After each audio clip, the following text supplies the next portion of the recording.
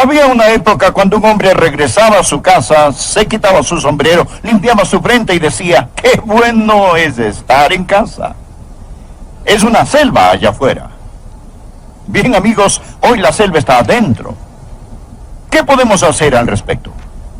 ¿Cuál es la cura de Dios para el desasosiego en el hogar y, por consiguiente, para la paz fuera del hogar? Hoy lo vamos a estudiar. Dios nos ha dado un día de reposo. Muchos no lo usamos. Ni siquiera sabemos mucho sobre ese día. Pero hoy deseo hablarles sobre este tema. ¿Cómo hacer del día de reposo el mejor día? Por favor, leamos en Éxodo capítulo 20, versículo 8. Acuérdate del día de reposo para santificarlo. 6 días trabajarás y harás toda tu obra, mas el 7º día es reposo para Jehová tu Dios. No hagas en él obra alguna tú, ni tu hijo, ni tu hija, ni tu siervo, ni tu criada, ni tu bestia, ni tu extranjero que está dentro de tus puertas. Porque en 6 días hizo Jehová los cielos y la tierra, el mar y todas las cosas que en ellos hay, y reposó en el 7º día. Por tanto, Jehová bendijo el día de reposo y lo santificó. Dios le dio a su gente antigua, a la nación judía, un maravilloso regalo. Era el día de reposo y era un regalo. Jesús dijo en Marcos 2:27, el día de reposo fue hecho por causa del hombre, y no el hombre por causa del día de reposo. Todos los mandamientos fueron hechos para nosotros. Verá, cuando adoramos al Señor, esto no lo hace a Él más santo, solo nos santifica a nosotros. Todos los mandamientos fueron creados para nosotros, incluso los que dan gloria a Dios y nos hacen amar a otros. Lo he dicho antes y se lo recordaré otra vez. Dios no nos dio los mandamientos para hacernos retorcer como un gusano en cenizas calientes tratando de guardarlos. Las leyes de Dios son para nuestro bienestar. El día de reposo se hizo para el hombre y no para el día de reposo. Siempre que Dios dice no, simplemente está diciendo no te lastimes a ti mismo. Y siempre que Dios dice sí, sencillamente está diciendo disfruta de la felicidad. Dios dio en el Antiguo Testamento el día de reposo a Israel. Fue un regalo maravilloso. Pero Dios nos ha dado a nosotros algo mucho mejor. El día del Señor, que es la transformación del día de reposo en algo aún más maravilloso. Es el cumplimiento del día de reposo. Hablaremos de esto en un momento. Pero a la familia cristiana se le ha dado un día. Y si usted lo usa adecuadamente y lo disfruta como debe, llegará a ser uno de los mejores y más ricos tesoros, el más valioso en su baúl de tesoros de valores familiares. Bien, la palabra sábado significa reposo. Es lo que la palabra significa. Es una transliteración de la palabra hebrea Shabbat, que significa reposo. No significa séptimo, sino reposo. Es una transliteración de la palabra. Es una palabra tomada del hebreo y transferida al español. Hoy tenemos personas que dicen querer guardar el sábado como lo hacía la gente en el Antiguo Testamento. Pero tenga mucho cuidado, porque si usted piensa guardar el día sábado hoy, o piensa que guardó el sábado ayer, sea muy cuidadoso, ya que el quebrantar el sábado en el Antiguo Testamento significaba muerte. Por ejemplo, en este pasaje de Éxodo capítulo 31, versículo 15, dice, 6 días se trabajará, mas el día 7º es día de reposo consagrado a Jehová. Escuche esto. Cualquiera que trabaje en el día de reposo, ciertamente morirá. ¿Sabe cuál era la pena en el Antiguo Testamento por quebrantar el sábado? La muerte. Si llevaba a cabo cualquier trabajo, por ejemplo, si encendía un fuego en el día sábado, lo mataban. Éxodo capítulo 35, versículo 3. No encenderás fuego en ninguna de vuestras moradas en el día de reposo. Si usted dice hoy, voy a guardar el sábado como lo hacían en el Antiguo Testamento, está en un gran problema. Porque si enciende un fuego, es digno de muerte. ¿Encendió usted el motor de su carro hoy? Incendió un fuego en cada uno de esos cilindros. Incendió usted un bombillo incandescente hoy al mover el interruptor de la luz. Usted comenzó un fuego en ese interruptor de luz. Ajustó usted su termostato, se sintió que estaba haciendo frío y la calefacción se prendió. Comenzó un fuego. Usted cometió un crimen digno de muerte si se ha puesto a sí mismo bajo el pacto del sábado del Antiguo Testamento, que fue entre Dios e Israel cuando existía una teocracia. Ahora, tome su Biblia y permítame mostrarle algo que lo bendecirá. Colosenses capítulo 2, versículo 13. Colosenses capítulo 2. Y a vosotros, estando muertos en pecados, todos estábamos muertos sin Cristo, y en la incircuncisión de vuestra carne, es decir, tenemos una naturaleza pecadora, os dio vida juntamente con Él. ¿Qué significa esto? Cuando Jesús resucitó, aleluya, resucitamos con Él, perdonándoos todos los pecados. ¡Gloria a Dios! Estábamos muertos, ahora estamos vivos, estábamos en pecado, ahora estamos perdonados. Y continúa diciendo en el verso 14, anulando el acta de los decretos que había contra nosotros, que nos era contraria, quitándola de en medio y clavándola en la cruz. Bien, en tiempos bíblicos, si un hombre cometía un crimen y se le declaraba culpable, el encargado de la corte anotaba los crímenes que él había cometido, y cuando se ponía dicho hombre en prisión, clavaban este certificado de deuda en la puerta de su celda. Y se le llamaba un certificado de deuda, o el acta de los crímenes contra la ley. Jesús simplemente tomó esa acta de los decretos que existía contra nosotros como criminales contra el Rey del Cielo, y Él la anuló. Jesús quitó la deuda. Él simplemente le puso el sello consumado es, que significa pagado en su totalidad, cancelado con la preciosa sangre del Señor Jesucristo. Él selló el acta, pagada en su totalidad, y la arrancó de la puerta, librando a los presos, y despojando a los principados y a las potestades, los exhibió públicamente triunfantes sobre ellos en la cruz. Satanás persiguió a Jesús hasta la cruz. Fue lo peor que pudo hacer, porque lo que parecía ser su victoria fue su mayor derrota. Y Jesús, por medio de su muerte, destruyó al que tenía el poder de la muerte, que es el diablo. Eso es en el verso 15. Mire el verso 16. Por lo tanto, nadie os juzgue en comida, o en bebida, o en cuanto a días de fiesta, luna nueva, o días de reposo. Literalmente, Shabbat. En el manuscrito original no aparece la palabra día, sino solo reposo. Versículo 17. Todo lo cual es la sombra de lo que ha de venir. La sombra de lo que ha de venir. Los sucesos venideros dejan ver su sombra. El día de reposo era una sombra de las cosas por venir.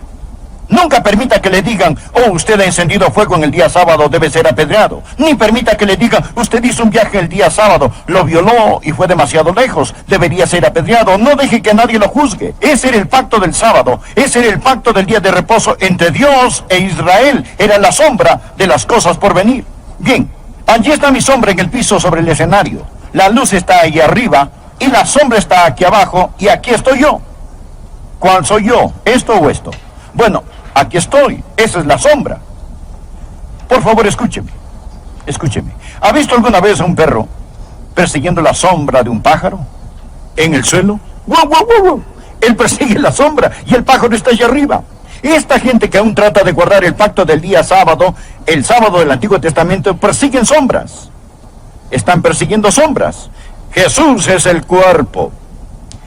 El día de reposo en el Antiguo Testamento era solo una sombra del Señor Jesucristo. El cuerpo es de Cristo. El sábado es la sombra que apunta hacia el cuerpo. No pase por alto a Jesús. Es por ello que Jesús pudo decir en Mateo capítulo 11, versículo 28, venid a mí, todos los que estáis trabajados y cargados, y os haré descansar. Yo os haré descansar. Yo soy tu reposo. He hecho una nueva creación. Ahora estoy sentado a la derecha del Padre. Se ha cumplido, consumado es, está cancelado todo. Ahora, el Señor Jesús es nuestro reposo consumado. Ahora permítame señalar algunas cosas. Esto es el por qué nosotros celebramos el primer día de la semana. Este es el día del Señor. El domingo es el día que nos reunimos para adorar. ¿Por qué? Porque Jesús reventó las ataduras de la muerte y salió de esa sepultura en el primer día de la semana.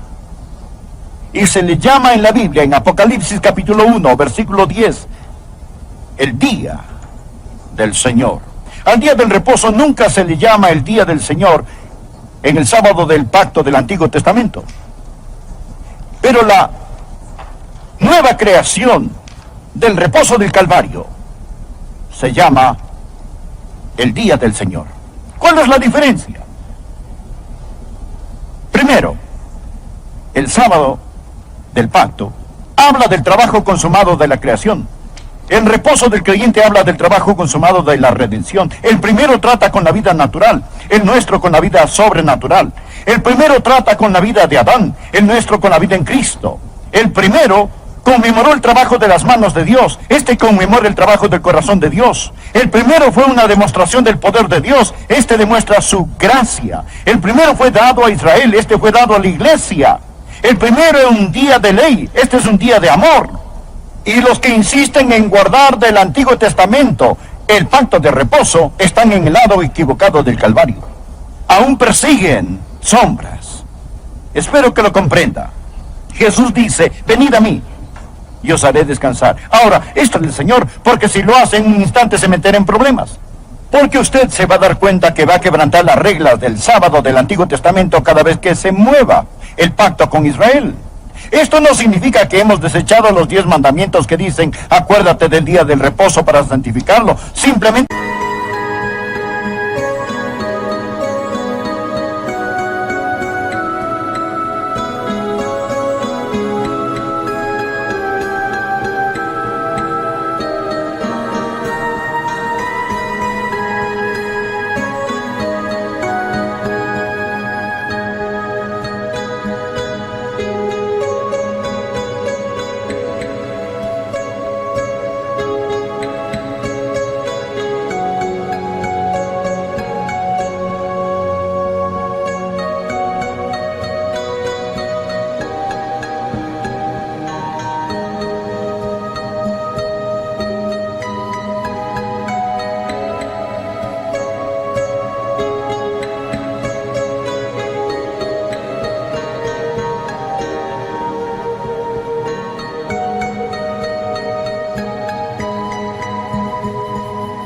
lo vemos como el cumplimiento supremo que se aplica a la iglesia del Señor Jesucristo.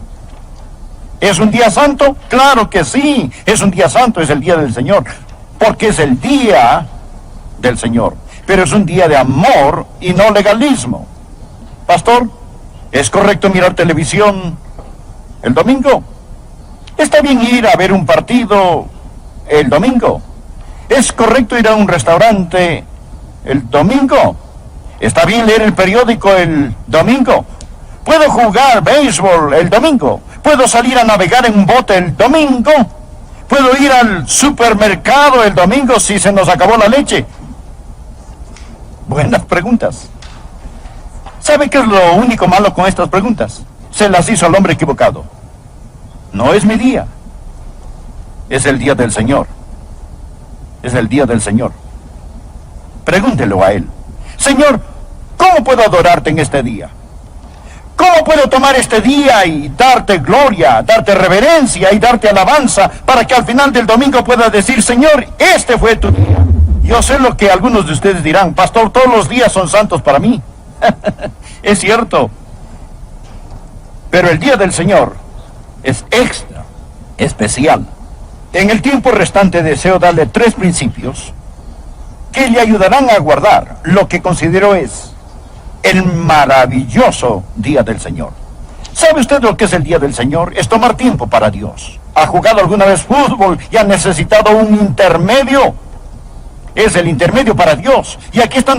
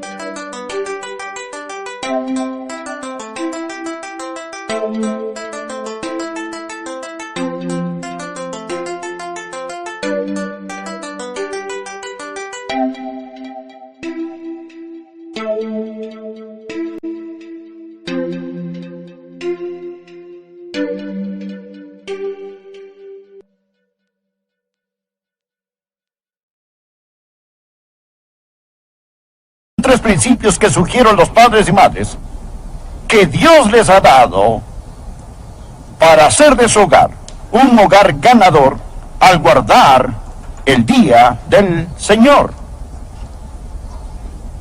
Decimos tiempo libre para Dios. ¿Cómo hacer del día de reposo el mejor día? Ahora, usted debe hacer de este día un día santo, un día saludable y un día feliz. ¿Lo anotó? Recuerde estas palabras. Haga de este día, el día del Señor, un día santo. Hágalo un día saludable. Hágalo un día feliz. Al usted hacer una pausa para Dios.